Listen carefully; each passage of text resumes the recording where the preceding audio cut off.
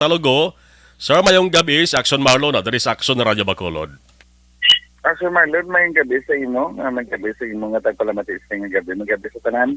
Yes, salamat gid sir. Sa kawayan kagabi ni sir may ginpatay nga tanod do sa barangay Jimmy Calibho 53 Porok 2 Barangay Poblasyon Kawayan. Nakaserbe nga force multiplier. Ang mga nagpatay kung basihan tang report is nagpakilala bilang NPA. Unahon ko lang sir kung ano ang ulihing investigation nga ginpadangat dira sa Nokpo sa Kawayan PNP angot sir. Balik sa ramon nga aton naging apang komando sa aton nga provincial director sa Police Colonel Rio B. Pangitan nga to intensify the investigation at first ginmanduan niya ang tipo police ng Kawayan nga mag-conduct sinatawag na thorough investigation at first matan-out kung anong kumatoran ang ginaligar nga ang amo ang pagpatay ko sa aton nga biktima amo ang membro sa nga NPA. But accordingly, aton nga naistorya ko nga aton nga kapulisan dito and especially the investigator, wala nila gina-discount the possibility nga amo na ang isa ka anggulong ng investigaran nila. But accordingly, may gina-consider mas nga mga angle or the motive of the incident in which nga gina-consider nila may ara magsilaya na person of interest. But somehow, di Kawayan Municipal Police Station, wala naka-discount nga possibly, duwang na paglantaw, possibly, naging gamit ng ngalan sa NPA in which nga ito-perpetrate. That is why nagkadak ito sa natawag 1 month prior to the incident ng undertaking siyang aning biktima, at least ma-account natin kung ano mga previous undertakings niya, which attributes niya nga kaso. And then also, Brisamon sa Negros Occidental Police Provincial Office, kinakondem naman ang pagpatay sa ngining force multiplier. Kagato niya ng government organization na amo niya ito yung natawag na citizen watch nato niya grupo. Inis amo niya ang grupo nga may MOA dira sa Kawayan NPS. Nga gina-consider nato, gina-deputize nato sa ato ng mga public safety activities naton.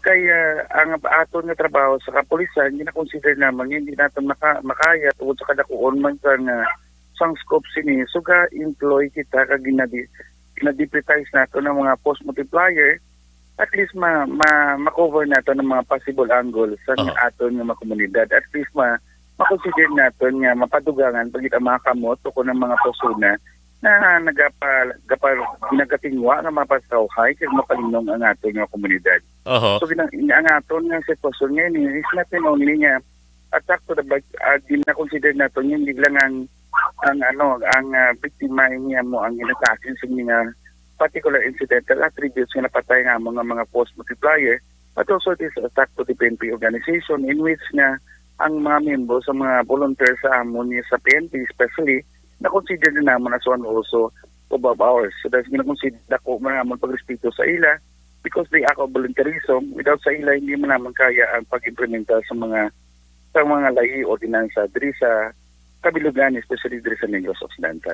Sir, sa emo sa nga pag-istorya sa Kawayan na PNP, ano ang plastada man? Mga pilagid ka mga tao or armado nga nagsunod sa balay sa biktima? Actually, may witness kita, mga tao dito, isa lang siya. Actually, isa lang dito sa atong suspetsado na nag-ado dito kag may nakakita ng witness. Isa lang dito siya. Pero sa iyang allegation, anyway, there's some sort na ito ka nagpakilala siya. Usually, ang motibo kag ang pagbuhat sa mga previous undertakings sa nalantaw nato na mga tawag ng modus operandi o paano interpret ang crime.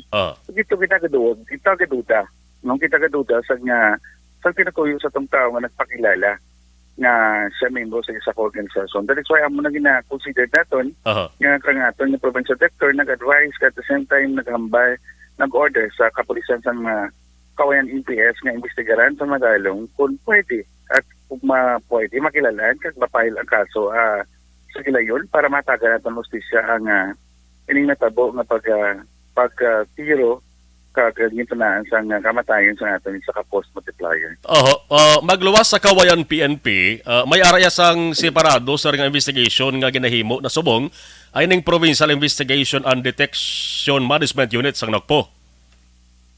Yes, sir. Bali, ginagaida natin. Bali, this is also upon the instruction relate to our provincial director sa ating mga provincial sa Negros Occidental. Okay. Buligan ang Kawayan MPS.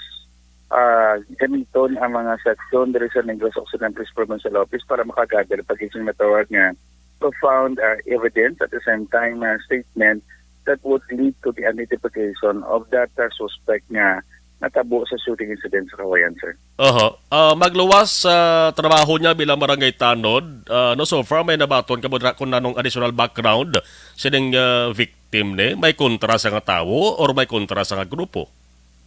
Isa na aton nga ginananta because sa mga previous undertaking siya, may ara kita nga note ng mga accounts based on mismo sa mga allegation at the same time sa mga sa pagpanaysayon sa mga biktima, may ara magkita nga na-consider dito nga isa ka insidente nga the significant man nga nag-attribute man to sa amo to natabo ang shooting incident.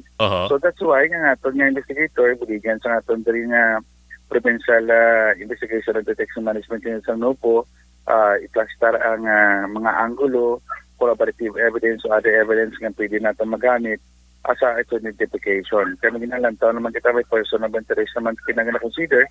So hopefully ini ma-develop natin at eventually matingwaan niya ma-profound pag-it based on the descriptions ng ating mga witnesses and then pwede natin magamit ang pamaagi, panggiyo o pang-gesture o panghambal as to the pwede natin magamit ina nga pwede natin makolaborate kung sino itong atong suspetsado nga nagsimo sa krimen sa Banuan sa Kawayan, sir. Okay. May panawagan na nok po sa publiko o kung sa sinuman nga may nabalaan nga impormasyon para makabulig sa investigasyon kag mahatagang justisya ining kabatayon sa nga biktima, sir?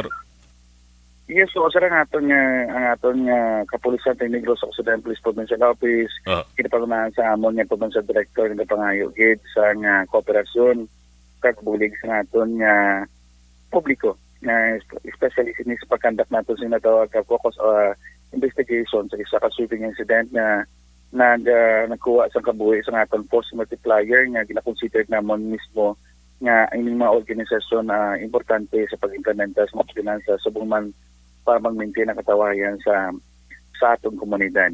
Kung may impormasyon ka mo nga makabulig sa atong kapulisan, especially sa kapulisan sa Kawayan MPS para mapadali naton kag mapadali naton ang paghatag sa hustisya subong man pag-file sang kaso sa atong suspesado na ginambitan nga shooting incident nagintunaan sa kamatayan sa atong biktima. Police Lieutenant Judices Catalogo, sir. Thank you good sa information. Gadatag dari sa Akso Radyo Bacolod kag mayong gabi mo. Sir, Marlon, thank you very much. Good mayong gabi sa tanan.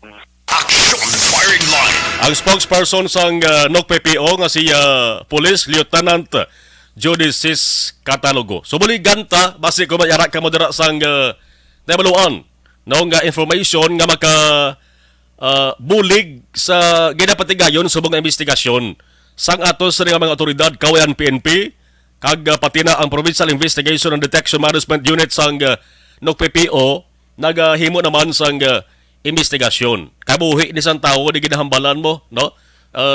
Patay niyo barangay tanod gaserbi man bilang peacemaker contribute man sa pagpabilin sang kalinukang katawhayan sa isa ka lugar kamay pangamadakpan sa likod sa ding naghimo sa krimen. Action Firing Line. 8:13 Action Radio Philippines Standard Time, 13 minutos na kaligad sa tak ng alas 8